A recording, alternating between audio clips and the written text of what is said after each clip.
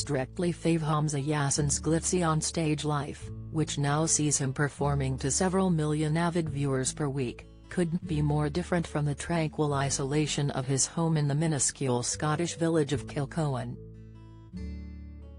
The wildlife presenter and photographer is all for rugged nature, but admits that the lifestyle and surroundings he chose have never made it easy to fall in love.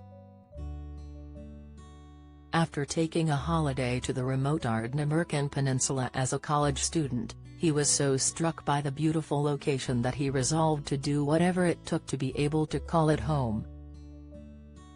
In fact, he was so desperate to relocate that by the age of 21, had voluntarily made himself homeless, sleeping in his car and washing his clothes at a local community center. He was even forced to use public toilets at a jetty as he didn't have one of his own, but the zoology student was determined to make his new life work. The TV star made himself indispensable amongst the locals by mowing their lawns and chopping wood for their fireplaces, and in return they gave him the money he needed to top up his petrol tank and buy food. Hamza finally succeeded in snaring his dream job as a wildlife presenter, but there were costs involved in moving 500 miles away from his Northamptonshire home and avidly travelling for work. "My job doesn't really allow for a relationship," the hard-working TV presenter and cameraman, who often travels the world to film footage, admitted. "How can you sustain a relationship, like, I'm sending you a text message from a satellite phone, because I'm in the Arctic for 2 months. Meanwhile, back home in his village, he believes he is the only black person in a 150-mile radius. He has to take a 5-hour round trip when he wants to buy groceries, due to the distance of his nearest local shop.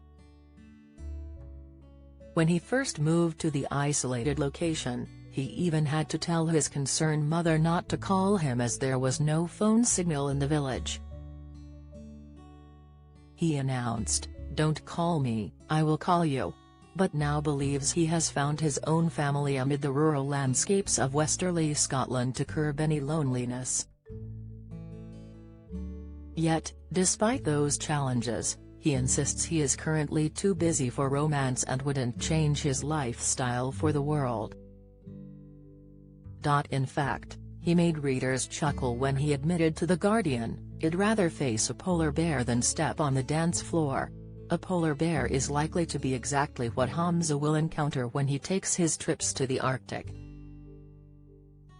Although the cold weather can be grueling, it's just what the doctor ordered for Hamza, who has confessed that, by contrast, the blistering heat of Khartoum, where he was born, used to give him nosebleeds.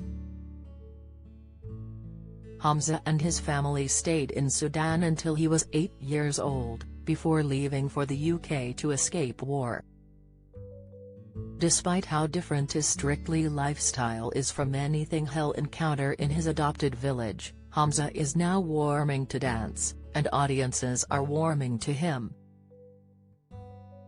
It was a slow start. After Hamza confessed wryly, "I really liked the rumba, but I'm not sure the rumba liked me," after making the self-deprecating comment to presenter Rylan Clark on Strictly, "It Takes Two," and fearing that he was too large to accomplish the moves, he slowly found his feet.